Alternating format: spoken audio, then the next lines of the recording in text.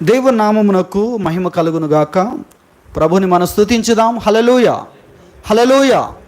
ప్రభు సన్నిధిలో చక్కని సమయాన్ని మనం కలిగి ఉంటున్నాం. దేవుని వాక్యములో నుండి మనము రోమాపత్రిక 8వ అధ్యాయము 31వ వచనాన్ని ధ్యానం చేస్తున్నాం. రోమాపత్రిక 8వ అధ్యాయం 31వ వచనం, ఇట్లుండగా ఏమందుము, దేవుడు మన పక్షమున నుండగా మనకు విరోధి ఎవడు అనే అద్భుతమైన వాక్యాన్ని మనం ధ్యానం చేస్తూ వస్తున్నాం. అందులో మనము దేవుడు మన పక్షమున ఉండగా మన మనుషులకు భయపడకూడదు అనే విషయాన్ని గురించి విన్నాం. మన భయం అంతా కూడా మనుషులను గూర్చి, విరోధులైన మనుషులని గూర్చి. కాబట్టి దేవుడు మన వైపు ఉన్నప్పుడు మనము విరోధులకు భయపడకూడదు అనే విషయాన్ని గురించి విన్నాం.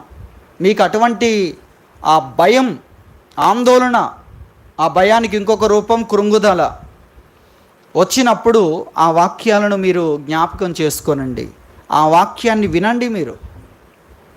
అలాగే మనము గత వారములో విన్నాం, దేవుడు మన పక్షమున ఉండగా మనము మన విరోధి అయిన సాతానుకు భయపడకూడదు.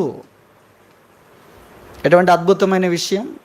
అందులో కొన్ని విషయాలే జ్ఞాపకం చేసుకుంటున్నాం. విరోధులైన మనుషులు వారు ఎన్ని రకాలుగా భక్తులకు శ్రమలు కలిగించారు అనే విషయాలు ఆలోచిస్తే ధారావాహికంగా కొనసాగుతుంది. ఇక ఒక్కొక్క భక్తుని జీవితంలో మనుషులు విరోధులై, ఎలా విరోధులయ్యారంటే మళ్ళీ ఇంకో సబ్జెక్ట్ అవుద్ది. అపార్థము ద్వారా, అసూయ ద్వారా. మనము కయ్యూను వంటి వారమై ఉండరాదంటాడు యోహాను రాసిన మొదటి పత్రికలో. ఎందుకు ఆ మాట చెప్తున్నాడు? అతడు తన క్రియలు బాగలేవు, తన సహోదరుని క్రియలు బాగున్నాయని ద్వేషాన్ని పెంచుకున్నాడు.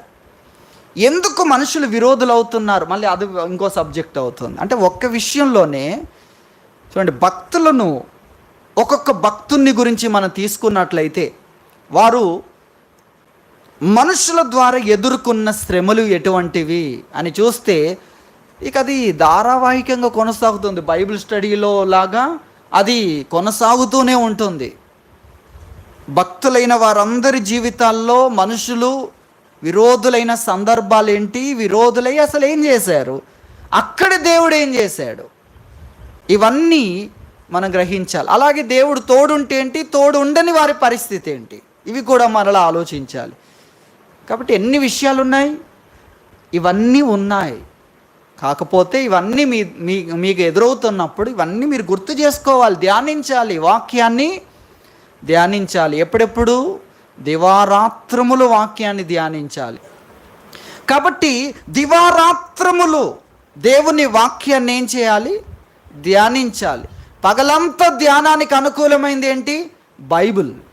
రాత్రంతా ధ్యానానికి అనుకూలమైన సబ్జెక్ట్ ఏంటి? దేవుని వాక్యం.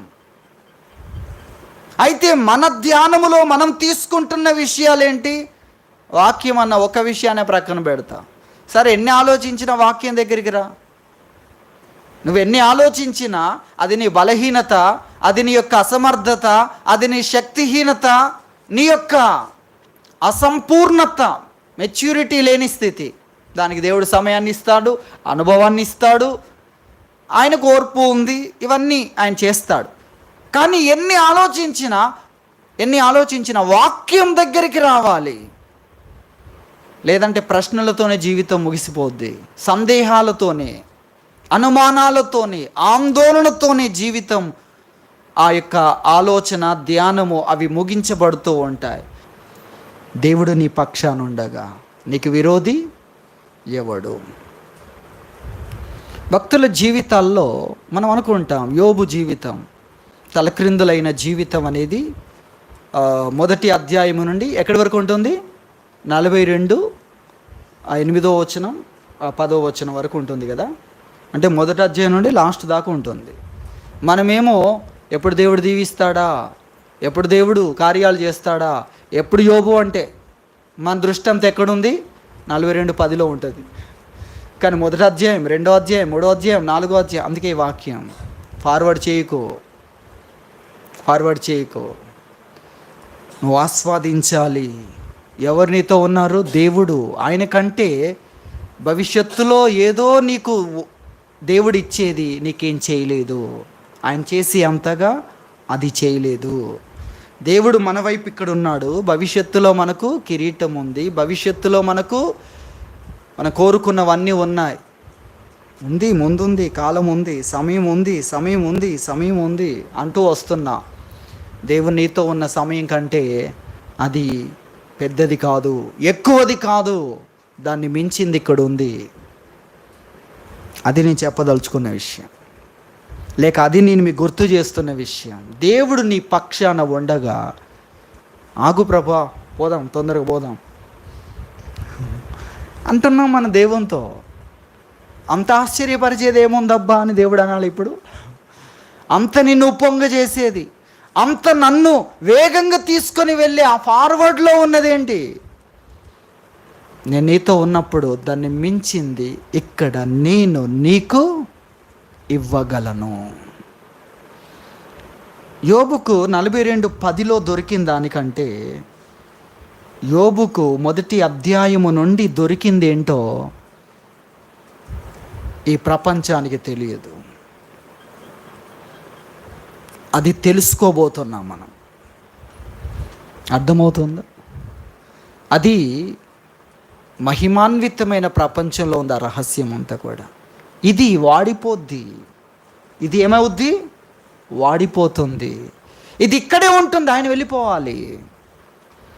కానీ దేవుడు ఆయన కోసం సిద్ధపరిచింది వాడిపోయేది కాదు, వాడబారనిది. అది మనం గుర్తించాలి. సరే, మనం ముందుకు కొనసాగుదాం మన సబ్జెక్ట్లో. ఇప్పుడు మన సబ్జెక్ట్లో పరిస్థితులు మన సబ్జెక్ట్. ఇప్పుడు దేవుడు నీ పక్షాన ఉండగా పరిస్థితులకు నువ్వు భయపడకూడదు. అర్థమవుతుంది కదా? మనుషులకు అది నిరంతరం కొనసాగే సబ్జెక్టు కాబట్టి నేను మీకు దారి చూపిస్తున్నాను అంతే. ఒక వర్తమానం విన్నాం, అందులోండి మీరు రోజు ధ్యానించుకోవాల్సిన అవసరం అంతా మీదే. మనుషులంతా మీకు ఎదురవుతూ ఉంటారు కదా, వ్యతిరేకులంతా మీకు ఎదురవుతూ ఉంటారు కదా. ఆ వ్యతిరేకులను గురించిన మనస్సు, భయం, ఆందోళన, కలవరం, విచారం, కృంగుదల, రకరకాలైన ఆ ఉద్రేకపూరితమైన భావాలు నీకు కలిగినప్పుడు ఆ వాక్యము నుండి నువ్వు ధ్యానం చేస్తూ ఉండాలి. అలాగే సాతాను గురించి కొన్ని మనం విన్నాం. సాతాను కనిపించని శత్రువు. అమ్మో, కనిపించకుండా ఒకడు ఉన్నాడు అనగానే మనకు భయం కలిగితే నీ వైపున కనిపించని సైన్యమే ఉంది. వారికి ఉన్న అధికారాలు ఏంటి, వారికి ఉన్న శక్తి ఏంటి, వారు ఎవరితో? పరలోక ప్రభుత్వం, పరలోక రాజుతో. పరలోక రాజు సైన్యం అని సాతానుకు తెలుసు. ఆ విషయాలు మనం విన్నాం. ఇప్పుడు పరిస్థితులు. దేవుడు మన పక్షమును ఉండగా పరిస్థితులకు మనము భయపడకూడదు. ఎప్పుడేం జరుగుద్దో జరిగినా, ఎప్పుడేం జరుగుద్దో, ఎప్పుడే పరిస్థితి వస్తుందో ఇప్పుడే రావాలా. మూలుగుతున్నప్పుడే దెబ్బ మీద దెబ్బ. పరిస్థితులు.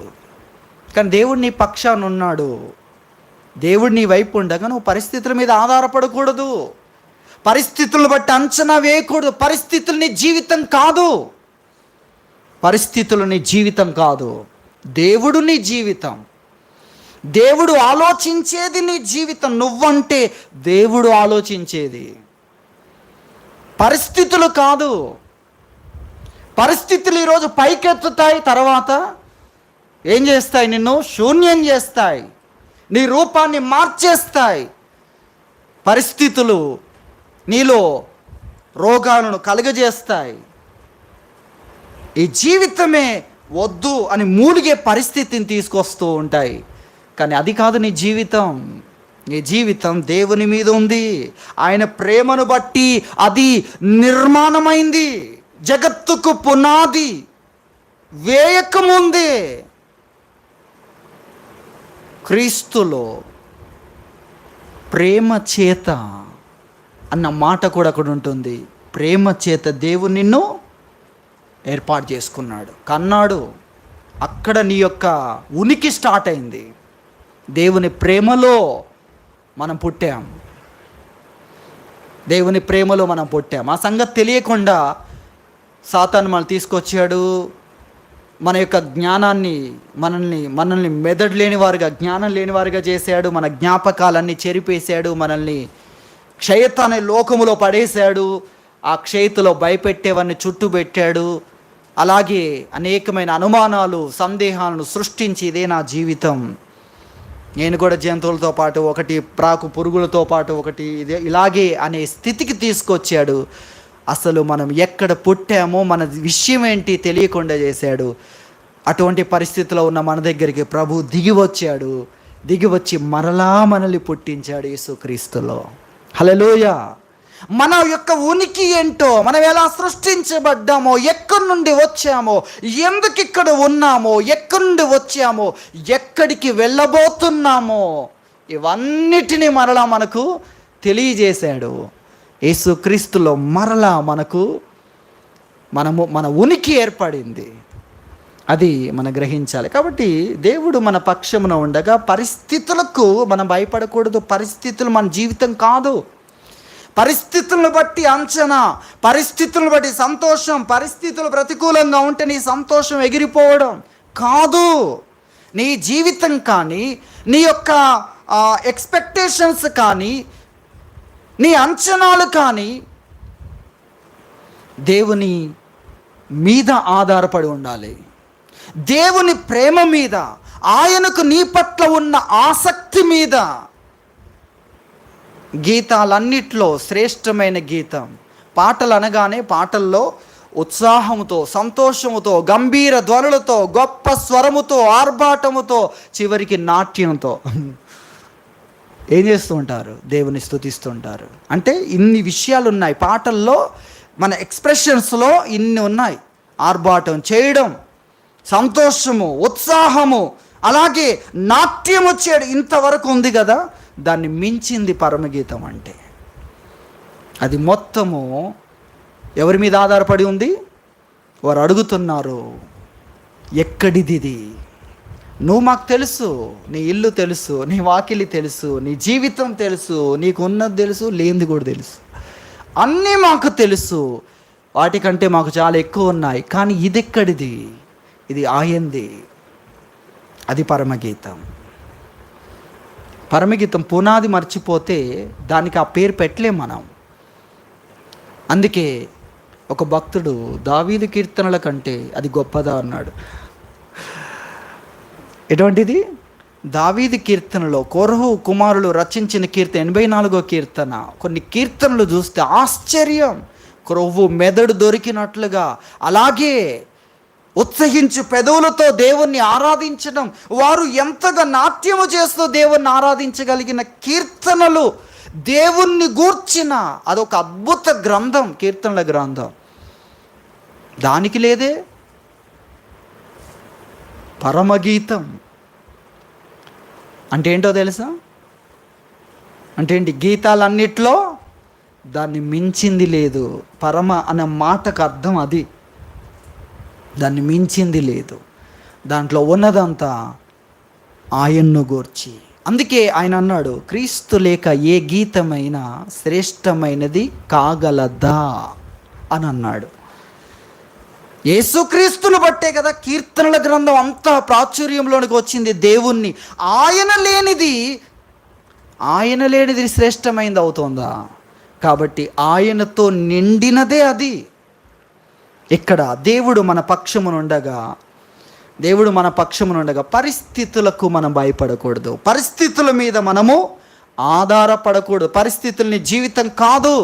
పరిస్థితులు నీ అంచనా కాకూడదు. నీ అంచనా క్రీస్తు అయి ఉండాలి, ఆయన ప్రేమ అయి ఉండాలి, ఆయన నీ పట్ల చూపించే ఆసక్తి అయి ఉండాలి. ఆయన నిన్ను పట్టించుకునే విధానం అయి ఉండాలి. ఎవరు నిన్ను పట్టించుకుంటున్నారు? ఎవరు రాత్రింబగళ్ళు నిన్ను దర్శిస్తున్నారు? ఎవరు? ప్రభు అయిన యేసుక్రీస్తు, పరలోక రాజు. అక్కడై ఉండాలి. ఆయన ఐశ్వర్యము ఈ నశించేది కాదు, నశించనిది. అది మహిమాన్వితమైంది, మహిమైశ్వర్యం, మహిమతో నిండిన ఐశ్వర్యం, అక్షయతతో నిండింది. అది ఆయన ధనం. కాబట్టి ఆయన గురించిన విషయాలు చూడండి, అవే మన అంచనాలకు ఆధారమై ఉండాలి, పరిస్థితులు కాదు. అనుకున్నాం కానీ పరిస్థితి ఇలా అనుకున్నాము కానీ అవి లేవు. ఇలా అన్నీ అనుకున్నట్లుగా ఉంటే, అన్నీ అనుకున్నట్లుగా ఉన్నా కూడా ఉన్నవాళ్ళు ఉన్నారు, వాళ్ళు ఏం చేయలేకపోయారు. అదంతా ఆపేసి క్రీస్తుతో నీ జీవితాన్ని స్టార్ట్ చేయాలి. దేవుడు నా పక్షమై ఉండగా. నీ అంచనాలకు ఆధారం ఏంటి? దేవుడు నా పక్షమై ఉంటే, దేవుడు నాతో ఉంటే. ఇది నీ అంచనాలకు ఆధారం కావాలి. ఎందుకు ఈ అంచనాలు వేస్తున్నావు? ఎందుకు ఈ ప్రణాళికలు వేస్తున్నావు? ఎందుకు ఇంత ఉజ్జీవం? ఈ ఉజ్జీవానికి కారణం పరిస్థితులై ఉండకూడదు. పరిస్థితులై ఉండకూడదు. అందరూ పరిస్థితుల మీదనే ఆధారపడుతూ ఉన్నారు, కానీ మనం పరిస్థితుల మీద కాదు, పరిస్థితుల మీద ఆధారపడలేదు. యేసుక్రీస్తు నా ఆధారం, దేవుడు నా ఆధారం, నా జీవితానికి ఆధారం దేవుడు. మనుషుడు రొట్టె వలన మాత్రము కాదు, రొట్టె వలన మాత్రం కాదు. రొట్టెలు ఎన్ని ఉన్నా కూడా మరణ భయం వీడుతుందా? మరణ భయం ఉంది. కానీ దేవుని వైపు చూసినప్పుడు మనకు తెలుసు ఆయన మన జీవితం ఎలా కొనసాగాలనుకుంటున్నాడంటే, సాధారణంగా ప్రారంభమైన మన జీవితం అసాధారణంగా కొనసాగాలి అని రచించాడు.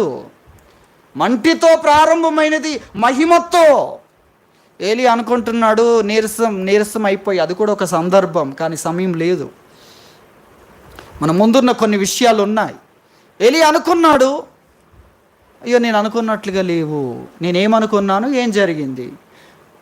ఏమనుకున్నాడు? ఈ దెబ్బతో సింహాసనం మీద నుండి దిగి ఆహాబు కానీ యెజెబెలు కానీ గడగడ వణుకుతూ ఉంటారు, చట్టాలు వెనక్కి తీసుకుంటారు, దేవుని భయం వారిని ఆవరిస్తుంది. అగ్ని దింపాడంటే ఆజ్ఞ వచ్చి ఎప్పుడు మమ్మల్ని తగలబెడుతుందో అని గడగడ వణికిపోతారంటే వాళ్ళు వణకలేదు. ఇక ఇంతకంటే నేనేం చేస్తాను అంటే, ఇదంతా నీదేనా ఏంటి? ఇదంతా నీదేనా? వర్షాన్ని ఆపడం, అగ్నిని దింపడం, ఇదంతా నీదేనా? నీ ఏర్పాట్లో ఉందా? అగ్ని నీ చేతుల్లో ఉందా? నువ్వు చెప్తే అగ్ని వస్తుందా? నువ్వు చెప్తే ఆకాశంలో నుండి మంచు పడకుండా ఆకాశం గట్టిగా పట్టుకుంటుందా మంచును? నువ్వు చెప్తే జరుగుద్దా? నీ చేతిలో ఉన్నాయి అవన్నీ.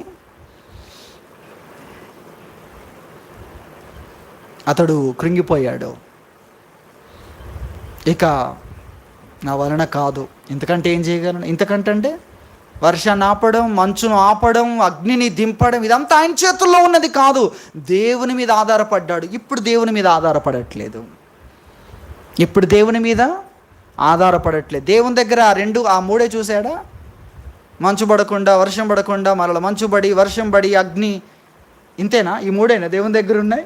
అయిపోయింది దేవుని దగ్గర, నా అకౌంట్లో ఉన్న డబ్బంతా అయిపోయిందని నీరసంలోనికి వచ్చాడా? మనది ఇదే స్థితి. తర్వాత ఇక చాలు ప్రభువా, మరణాపేక్ష, ఏమైనా తీసుకో, రెడీ అయ్యాడు. అంతటి స్థితికి వచ్చిన దేవుడు అతని ముగింపుని ఎలా ఉంచాడో తెలుసా? ఆశ్చర్యం. అగ్ని రథములు వచ్చి అతన్ని తీసుకొని వెళ్ళాయి. ఎక్కడ మనం చదవం ఈ విషయం? ఎవరి జీవితంలో అటువంటిది మనం చదవం. ఏలియా కోసం కృంగిపోయిన వాడైనా చాలు అనే పరిస్థితిలో ఉన్న అతని ముగింపును దేవుడు ఇంత డిజైన్ చేశాడు. నీకోసం అగ్ని రథాలు, ఎవ్వరికి రాని అగ్ని రథాలు నీకోసం వచ్చి నిన్ను నా దగ్గరికి, నువ్వు వచ్చే సమయంలో పరలోకం గొప్ప సందడి ఉండాలి. అలా దేవుడు డిజైన్ చేస్తే ఈయనేమని ప్రభు ఇక చాలు. దేవుడు మన కొరకు డిజైన్ చేసిన దాంట్లో అది పెరుగుద్ది, అది తగ్గుద్ది. ఎందుకంటే ఆయన దగ్గర డబ్బు తక్కువ లేదు. అర్థమవుతుందా? ఆయన దగ్గర నువ్వు ఏదైతే వేస్తున్నావో జీవము తక్కువ లేదు, శక్తి తక్కువ లేదు. ఆయన దగ్గర ఏది తక్కువ లేనప్పుడు ఎక్స్పెక్టేషన్స్ ఎందుకు పెరగట్లేదు? ఏది తక్కువ లేనప్పుడు పెరగాలి కదా, పెరుగుతూనే ఉండాలి. దేవుడు మన కొరకు ఆలోచించేది ఎప్పుడు పెరుగుతూనే ఉంటుంది. అది మనం గ్రహించాలి. కారణం ఆయన మన వైపు ఉన్నాడు, మన పక్షాన ఉన్నాడు. నేను ఇదిగో నన్ను నమ్ముకున్న ఆ వ్యక్తి వైపు వెళ్ళి నిలబడతాను. నేను నీ పరిస్థితులతో ఏమంటున్నాడు తెలుసా? నేను అటు వెళ్ళి నిలబడతాను అంటున్నాడు. ఇదే కదా, దేవుడు నా వైపు ఉన్నాడు, నా పక్షాన, నాతో. ఇవన్నీ అదే మాటలు. మనతో ఆయన ఉండగా అన్నిటి ఆటలు కట్టు. ఇక అన్నీ ఏమి చేసేవైనా ఇక్కడ చేయలేవు, ఎందుకంటే దేవుడు ఇటు ఉన్నాడు. షద్రకు మేషకు అబేద్నెగో అనే వారిని జ్ఞాపకం చేసుకోనండి. వారితో దేవుడు ఉన్నాడు.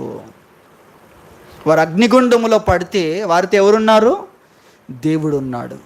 కొన్నిసార్లు దేవుడు ఉన్నది చూపిస్తాడు, కొన్నిసార్లు చూపించడు. కానీ చూపించినా చూపించకపోయినా ఆయన ఉన్నది నిజం. మీకు అర్థమవుతుందా? కొన్నిసార్లు ఆయన చూపిస్తాడు. ఆయన చూపించడానికి వీళ్ళ కోసం కాదు, వాళ్ళకు తెలుసు. కానీ ప్రపంచానికి ఆయన నమ్ముకున్న వారి జీవితాల్లో ప్రపంచం ఒక విషయం తెలుసుకోవాలి. అది ఇక్కడ ముఖ్యం. ప్రపంచం కొన్ని విషయాలు తెలుసుకోవాలి. ప్రపంచము తెలుసుకోగలిగిన వేదికగా ఉంటే దేవుడు జోక్యం చేసుకుంటాడు. కాబట్టి వారికి తెలుసు, కానీ అక్కడ ప్రపంచానికి ఒకటి తెలియజేయాలి, నెబుకద్నెజరుకు ఒకటి తెలియజేయాలి అనేది ఉంది. అతడు సవాల్ చేశాడు కదా, ఇలాంటి దాని నుండి రక్షించేవాడు ఉన్నాడు? మా దగ్గరే లేడు, మాకే లేడు, మా ఊహల్లోనే లేడు అనేది ఉంది. కనుక అజ్ఞానానికి ఒక వెలుగును చూపించాలని ఆయన అనుకున్నాడు. అది ఇక్కడ మనం గుర్తించాలి. అలాంటి 100 సందర్భాలు జరిగినా కూడా అందులో దేవుడు చూపించుకోకపోవచ్చు, కానీ ఆయన లేడని కాదు, ఆయన ఉన్నాడు. తను నమ్మేవారితో ఆయన ఉన్నాడు. ఆయన ఉండి చేసేవి గొప్పవి, విశ్వాస సంబంధమైనవి, కంటికి కనబడనివి, చెవికి వినబడనివి, మానవ హృదయానికి కూడా ఇమాజినేషన్లో, నీ ఊహాశక్తిలో, అనగా కనిపించకున్నా కూడా విషయాలను నీ పరిధిలోనికి తెచ్చుకోగలిగిన ఒక ప్రపంచములో కూడా పట్టలేనిది, మనుష్య హృదయానికి గోచరం అంటే మనస్సుకు కూడా తట్టలేనిది అక్కడ ఉంది అని దేవుని వాక్యం తెలియజేస్తుంది. కాబట్టి ఎంత అద్భుతమైన విషయాలు ఇవన్నీ కూడా. దేవుడు ఉన్నాడు. ఆయన ఉండగా ఏది మనకు విరోధం కాదు. అగ్ని కాల్చిన ఎందుకు కాల్చడానికి అనుమతిస్తున్నాడు తెలుసా? అది శిథిలమైపోయేది. శిథిలం కాంతి నీ కోసం ఏర్పాటు చేశాను. ఏవి మనకు అపజయాలుగా కనబడుతున్నాయో వాటన్నిటితో ఆటలాడుకునే ఒక టైం ఉంది విశ్వాసం. నాకైతే అది బాగా తెలుసు. ఈరోజు విశ్వాసంతో నేను కొన్నిటిని ఎదుర్కొంటున్నాను, కానీ ప్రాక్టికల్ ఎదుర్కొనే ఒక రోజు ఉంది. ఆ రోజున మనము మన భయాలన్నిటితో దేవుని యందు మన విశ్వాసం మనకిచ్చే శక్తితో వాటన్నిటిలో కూడా మనం సంచరించగలుగుతాం. అవన్నీ దేవుడు చూపిస్తాడు. అవన్నీ నీ భక్తికి ఏం చేశానో, నువ్వు ఎక్కడెక్కడ బాధపడ్డావు, ఎక్కడెక్కడ విశ్వసించావు, విశ్వాసాన్ని కోల్పోయావు, ఎక్కడెక్కడ నమ్మేంత నమ్మలేకుండా దేవుని బాధ పెట్టావు, దేవుని పక్షాన నీవే ఉన్నట్లు ఆయన ఏదో చూపించలేనట్లు ఎక్కడైతే నువ్వు ఉజ్జీవం తెచ్చుకోవాల్సిన సమయంలో నీరసం తెచ్చుకున్నావో, ఇవన్నీ దేవుడు పాయింట్అవుట్ చేస్తాడు. వాటన్నిటిలో దేవుడు ఏం చేశాడో కూడా చూపిస్తాడు. మరలా దేవునితో పాటు మన జీవితంలో వెనక్కొచ్చి ప్రతి దగ్గర దేవుడు నీతో మాట్లాడే సమయం ఉంటుంది. ముందు వెనక్కి వెళ్తావు. ముందు జీవితంలో దేవుడు మళ్ళీ నీ జీవితాన్ని మొత్తాన్ని నీ ముందు చూపిస్తూ ఆయన నీతో పాటు ప్రతిదీ కూడా చూపించే రోజు ఉంటుంది. ఇవన్నీ ఎందుకు వింటున్నాం? పరిస్థితుల మీద నువ్వు ఆధారపడకూడదు. దేవుని మీద, ఆయన ప్రేమ మీద, ఆయనకు నీ పట్ల ఉన్న ఆసక్తి మీద, నీ కొరకు ఆయన ఎంతటి తన యొక్క శక్తిని, మహిమైశ్వర్యాన్ని ఉపయోగించాలనుకుంటున్నాడో నీ కోసం, దాని మీద నీ ఎక్స్పెక్టేషన్స్ ఉండాలి, నీ అంచనాలు దాని మీద ఉండాలి, పరిస్థితుల మీద కాదు. పరిస్థితులకు మించిన ఒకటి నాకు ఉంది, అది విశ్వాస ప్రపంచం ఉంది నాకు. విశ్వాస ప్రపంచం అంటే సత్యము మీద స్థాపించబడింది, అది ఊహాజనితమైంది కాదది. దేవుని వాక్యం అనే దాని మీద మన విశ్వాసం ప్రారంభమైంది. దేవుని వ్యక్తిత్వం మీద మన విశ్వాసం ప్రారంభమైంది. అంతేకాని మన విశ్వాసానికి ఆధారము ఊహ కాదు. సజీవుడైన దేవుడు, నమ్మదగిన దేవుడు మన విశ్వాసానికి ఆధారం. అది మనం గుర్తించాలి. కాబట్టి పరిస్థితుల మీద మనం ఆధారపడకూడదు. దేవుడు మనతో ఉండగా అగ్ని ఏం చేస్తుందండి? అగ్ని కాలుస్తుంది. దేన్ని కాలుస్తుంది? కుళ్ళిపోయేదాన్ని కాలుస్తుంది, చెత్తగా మారేదాన్ని కాలుస్తుంది, చచ్చిన కుక్క శవముతో సమానమైన దాన్ని కాలుస్తుంది. కానీ దేవుడు ఎందుకు దానికి అనుమతించాడో తెలుసా? అది శిథిలమైంది. నీ కొరకు శిథిలము కానిది మహిమతో నిండిన దాన్ని ఏర్పాటు చేశాడు. అది నీ గుడారం. అది మహిమాన్వితమైంది నీ గుడారం, అక్షయమైంది నీ గుడారం, అగ్ని కాల్చలేంది నీ గుడారం. ఏది కూడా నిన్ను తాకలేదు, కదిలించలేదు. అది నీ గుడారం. ఎంత ఆశ్చర్యం చూడండి. పరిస్థితులకు భయపడకూడదు. ఏవైనా రానివ్వు, దేవుడు నా వైపు ఉండగా. మరణంలో కూడా ఏం జరుగుతుందండి? మరణంలో మనం మరణిస్తున్నట్టుంది కదా, కానీ కాదు. మరణంలో ఆశ్రయాన్ని పెట్టాడు దేవుడు. మరణాన్ని నిరర్థకం చేశాడు. మరణాన్ని అర్థం లేకుండా చేశాడు. మరణమాన్ని అర్థం ఏంటి? నీ అర్థం భయపెడతావు, శూన్యం చేస్తావు, లేకుండా చేస్తావు, ఉన్నవన్నిటినీ అతని కాకుండా చేస్తావు. మరణానికి ఒక అర్థం ఉంది కదా. యేసుక్రీస్తులో అర్థం మొత్తం లేకుండా చేశాడు. మరణము నేనేం చేయలేను, మరణము దేవుడు నీ కోసం ఏర్పాటు చేసిన దానికి వెళ్ళు, నేనేం చేయలేను అని మరణము తన లోయలో తల వంచి ఉంటే నువ్వు వెళ్ళిపోతావు ఆ లోయను దాటి. అది మరణం. క్రీస్తులో మరణం ఏమవుతుంది? అసలు క్రీస్తులో మరణం ఉందా? మరణమే లేదు. నిద్ర అన్నాడు కదా దాన్ని. నిద్ర మాత్రమే ఉంది, మరణం లేదన్నాడు. ఎందుకు? నా యందు విశ్వాసం ఉంచువాడికి మరణము లేదు. నీ నిత్య జీవం ఇస్తున్నాను, నిన్ను నాశనం చేసేది లేదు. అది ఆశ్చర్యం. కొన్నిసార్లు ఆయన నమ్మని వారు ఏమవుతున్నారో, నమ్మిన వారు ఏమవుతున్నారో చూసే ఒక ట్రిప్ ఉంది. మీకు అర్థమవుతుందా? నమ్మకుండా మిగిలిన వాళ్ళంతా ఏదో సాధించినట్లుగా బిల్డప్లు ఉన్నాయి చూసారా? వాళ్ళ జీవితం ఎలా వాడిపోతుంది, ఎలా నశించిపోతుంది, ముగిసిపోతుంది, మరణం ఈడ్చుకొని పోయి ఎక్కడ పడేస్తుంది. నీవు నమ్మిన నీ జీవితంలో ఏం పోగొట్టుకున్నావు, ఏం పొందుకున్నావు, ఈ జీవితాన్ని అంతా చూపించిన తర్వాత ఒక ట్రిప్ ఉంది. ఆ ట్రిప్పులో వాళ్ళ దేహాలు ఏమవుతున్నాయి, నీ దేహం అక్కడ ఎలా నిలబడుతుందో చూపించే ఒకటి ఉంది అని వాక్యం చెప్తుంది. హల్లెలూయా! మీకు అర్థమైందా? మీరు విన్నారో లేదో? అటువంటి ఆశ్చర్యకరమైన విషయాలు. వారి దేహాలు ఎలా కుళ్ళిపోతున్నాయి, ఎలా వేదనలో యాతన పడుతున్నాయి. దేవుని యందు విశ్వాసం ఉంచిన, ఆయన మీద ఆధారపడిన నిన్ను అదే స్థలములో ఎలా నిలబెట్టగలడు అని చూపిస్తాడు అనేది ఉంది. ఎంత ఆశ్చర్యం! కాబట్టి ఆయన నమ్మిన వారి జీవితంలో రెండో మరణం ఏ హాని చెయ్యలేదు. ఈ అగ్నికి భయపడుతున్నావా? నరకాగ్ని నిన్నేం చేయలేని అంతస్తు నీకు ఇచ్చాను. నేనేం చేశానో తెలుసా? ఎంత ఆశ్చర్యం! కాబట్టి దేవుడు మన పక్షం ఉండగా మనం పరిస్థితులకు భయపడకూడదు. దేవుని వాక్యంలో మనం చూస్తే, దేవుని వాక్యంలో అనేకమైన ఉదాహరణలు ఉన్నాయి. సమయం అయిపోయింది, ముగించడానికి ఇష్టపడుతున్నాను. ఏది ఏమైనా పరిస్థితులు మన జీవితం కాదు. పరిస్థితులకు జీవితానికి సంబంధం లేదు. నా ఆనందం దేవుని ప్రేమను బట్టి ఉంది. నా ఉజ్జీవం దేవుడు నా పట్ల కలిగి ఉన్న ప్రేమను బట్టి, ఆసక్తిని బట్టి ఉంది. అది మనం గ్రహించాలి. ఆ షూలమితి ఏమైపోతుంది? గాయాలతో సొమ్మసిల్లిపోతుంది. వారు కొట్టి గాయపరిచారు. ఆ గాయాలతో తల తిరిగి పడిపోతుంది. కానీ ఒక ప్రమాణం చేయించుకుంది. వారందరూ షాక్ అయిపోయారు. ఏంటి? స్పృహ తప్పి పడిపోతుండగా నీవు చేయించుకునే ప్రమాణం ఏంటి? ఎందుకు? ఈ ఆశ్చర్యకరమైన జీవితానికి కారణం ఏంటి?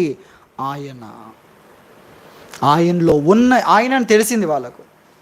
ఏమున్నాయి? అడిగింది ఏంటి? ఏమున్నాయి?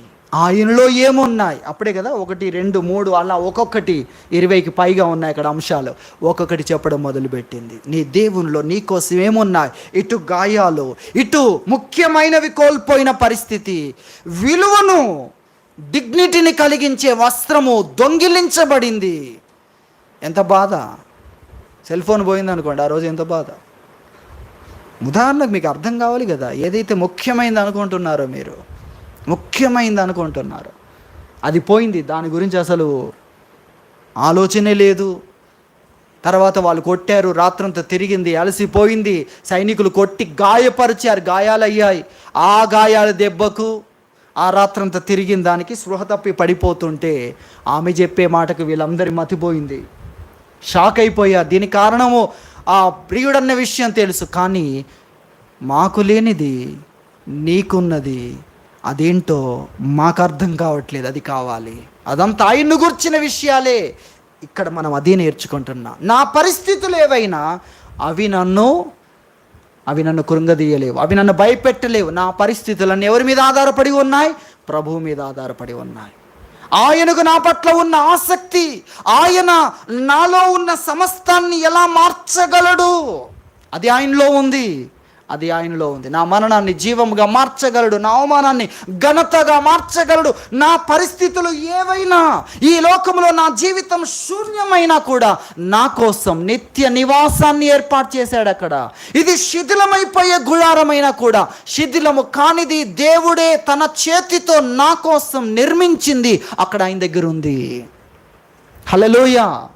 అది దాని మీద నేను ఆధారపడుతున్నాను. ఈ గుడారం మీద కాదు, ఈ పరిస్థితుల మీద కాదు. ఈ పరిస్థితులు ఎంత పేలవమైనవైనా ఆయన నుండి ఆశ్చర్యకరమైనవి రూపుదిద్దుకుంటాయి. అది ఆయన గురించి నాకు తెలిసిన విషయం, నేను కనుగొన్న విషయం, నా ఉజ్జీవానికి కారణమైన విషయం. కాబట్టి పరిస్థితుల మీద మనం ఆధారపడకూడదు. దేవుని వాక్యంలో సముద్ర ప్రయాణంలో వారు ప్రయాణం చేస్తూ ఉన్నారు. లూకాసు వార్త 8వ అధ్యాయంలో శిష్యులను అద్దరికి వెళ్దామని తీసుకుని వెళ్తున్నాడు. అంతలో వారు వెలుచుండగా, 8వ అధ్యాయం 23వ వచనం, వారు వెలుచుండగా ఆయన నిద్రించను. అంతలో నిద్రించడం కూడా చూడండి. అంతలో గాలివాన సరస్సు మీదకి వచ్చి దోణి నీళ్లతో నిండినందున వారు అపాయకరమైన స్థితిలో ఉండిరి. కనుక ఆయన యొద్దకు వచ్చి, ప్రభువా నశించిపోతున్నామని చెప్పి ఆయన లేపిరి. ఆయన లేచి గాలిని నీటి పొంగును గద్దింపగానే అవి అణిగి నిమ్మలమాయెను. అప్పుడు ఆయన, ఎక్కడుంది మ్యాటర్? అప్పుడు ఆయన, మీ విశ్వాసం ఎక్కడా? విశ్వాసం అంటే జ్ఞానం, విశ్వాసం అంటే సమాచారం, విశ్వాసం అంటే నీవు నమ్మే విషయం, నీవు గ్రహించిన విషయం. నీ విశ్వాసం ఎక్కడ? సముద్రం గురించే తెలుసా? నా గురించి తెలియదా? తెలియదు. అర్థమవుతుందా? సముద్రమును బట్టి నశించిపోతాం అనుకుంటున్నారు. మరి ప్రభువు ఉన్నాడు కదా, ప్రభువును బట్టి నిజమే పెద్ద తుఫాను, నిజమే వీరు అదుపు చేయలేనంత గాలి, తీవ్రమైన గాలి, నిజమే అలలు పైకి లేస్తున్నాయి, నిజమే ఆ అలలు దోణిను ఏం చేశాయి? నిండిపోయేటట్లు చేశాయి. ఆ నీళ్లతో ఆ అలలు దోణిను నీళ్లతో నింపేశాయి. నిజమే, వారు అపాయకరమైన స్థితిలో ఉన్నారు. చూసారా? కానీ ప్రభు ఉన్నాడు కదా. ఎవరున్నారు? ప్రభు ఉన్నాడు కదా. ఆయన్ను బట్టి ఉంటాయి ఆ పరిస్థితులు. ఆయన్ను బట్టి వీరి జీవితం ఉంటుందా, లేక సముద్రాన్ని బట్టి జీవితం ఉంటుందా? తినడము, త్రాగడము, వస్త్రాలను బట్టి, డబ్బును బట్టి, వీటిని బట్టినా మన జీవితాన్ని నిర్మించుకుని, ఇదేనా జీవితం అంటే? కాదు. కనిపించింది విశ్వాసమును బట్టి, దైవ భక్తిని బట్టి, దేవుని గురించి తెలుసుకోవడం, దాన్ని నమ్మడం, దాన్ని బట్టి నిలబడడం, ఇది కదా జీవితం అంటే. జీవితం అంటే ఈ జ్ఞానాన్ని బట్టి, చదువును బట్టి, విషయాలు తెలుసుకొని మనం కాపాడుకుంటూ, మన శరీరాన్ని కాపాడుకుంటూ, మన జీవితాన్ని కాపాడుకుంటూ, మన డబ్బును, మన సమాధానాన్ని, మనల్ని మనం ఇదే అనుకుంటున్నారా? ఇదంతా పోతుంది కదా లాస్ట్కి ఏమైంది? 100 ప్రయత్నాలు చేసావు, 99 సక్సెస్ అయ్యావు, 100 దాంట్లో పోయావు. ఏమైంది? ఆ దీపాన్ని కాపాడడానికి వరకు 100 ప్రయత్నాల్లో 99 సక్సెస్ అయ్యావు, 100ది ఆర్పేసింది. ఏమైంది 99 ప్రయత్నాలు? ఇది కాదు జీవితం. దేవుని గురించి వినడం ద్వారా ఏర్పడింది జీవితం. దేవుని నమ్ముట ద్వారా ఏర్పడింది జీవితం. దేవుని మీద ఆధారపడుట ద్వారా ఏర్పడింది జీవితం.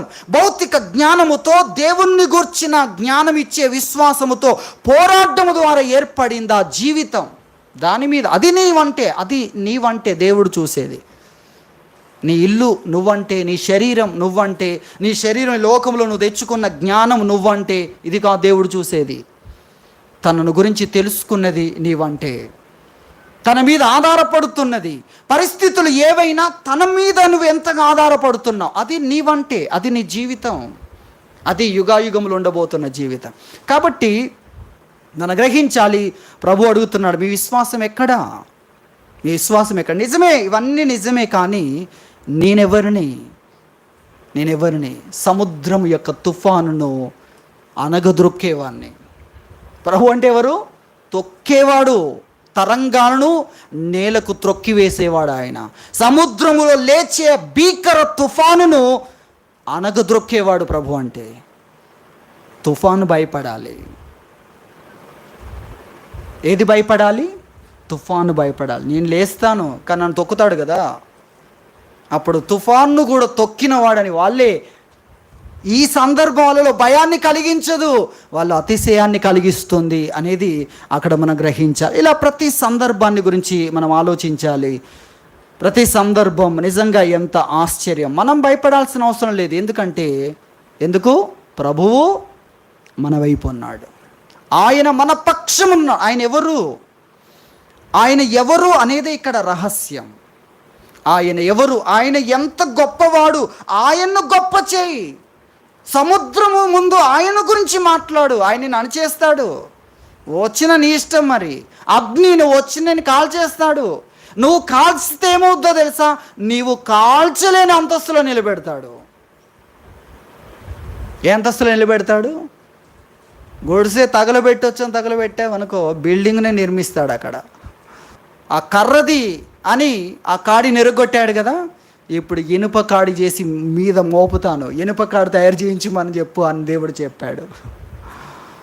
దేవుడు ఆయన యొక్క ప్రణాళికలను చూడండి. కొన్ని పరిస్థితులు మన జీవితంలో అనుమతించే దాని వెనకాల ఆయన అక్షయమైనది నీకు ఇవ్వాలని ఇష్టపడుతున్నాడు. నిరంతరం ఉండేది ఇవ్వాలని ఇష్టపడుతున్నాడు. కాబట్టి పరిస్థితులకు మనము భయపడకూడదు. ఎందుకంటే ప్రభువు మన వైపు ఉన్నాడు. ఆయన పరిస్థితుల కంటే గొప్పవాడు. ఆయన ఎంత గొప్పవాడు! ఒక్కొక్క దగ్గర అగ్నిగుండం, ఆయన ఎంత గొప్పవాడు! అగ్ని బలాన్ని నువ్వు ఉంటావు కానీ నీ శక్తి ఉండదు. అంటే ఏంటో తెలుసా? తెలియదు. అక్కడే తెలుస్తుంది మనకు. అగ్ని ఉంది, ఏడంతలుగా మండుతుంది, కానీ దాని బలాన్ని ఏం చేశాడు? ఎరగొట్టాడు. దాని బలాన్ని, అగ్ని మండుతుంది, ఏడంతలుగా ఉంది, కానీ వీళ్ళు దాంట్లో హాయిగా సంచరిస్తున్నారు. వారి తల వెంట్రుకలను కూడా తాకలేకపోతుంది, వారి వస్త్రాలను కూడా తాకలేకపోతుంది. అది చూసారు ఎంత ఆశ్చర్యం! ఆయన ఎవరో తెలుసా? ఆయన ఎవరు? ఆయన ఎంత గొప్పవాడు! అది మనం గుర్తించాలి. పరిస్థితుల మీద మనం ఆధారపడకూడదు, పరిస్థితులకు మనము భయపడకూడదు అన్న విషయాన్ని ప్రభు తెలియజేస్తున్నాడు. మనం పరిస్థితుల మీద ఆధారపడకుండా పరిస్థితుల కంటే దేవుడు ఎంత గొప్పవాడో ఆ దేవుని గొప్పతనాన్ని మనము వివరించేవారుగా ఉండాలి అన్న విషయాన్ని ప్రభు మనకు తెలియజేస్తున్నాడు. కాబట్టి దేవుడు మన పక్షమున ఉండగా మనకు విరోధి ఎవడు? దేవుడు మన పక్షమున ఉండగా పరిస్థితులకు భయపడకుండా, పరిస్థితులు ఏవైనా నేను దేవుని మీద ఆధారపడి జీవిస్తున్నాను, దేవుని మీద నా జీవితం ఆధారపడి ఉంది, ఆయన శక్తి మీద, ఆయన వ్యక్తిత్వం మీద, ఆయనకున్న వాటి మీద నా జీవితం ఆధారపడి ఉంది అని మనము వాటి మధ్యలో దేవుణ్ణి గొప్ప చేసేవారుగా ఉండాలని ప్రభు మనతో మాట్లాడుతున్నాడు. దేవుడి వాక్యం దీవించునుగాక. ప్రార్థన చేసుకుందాం.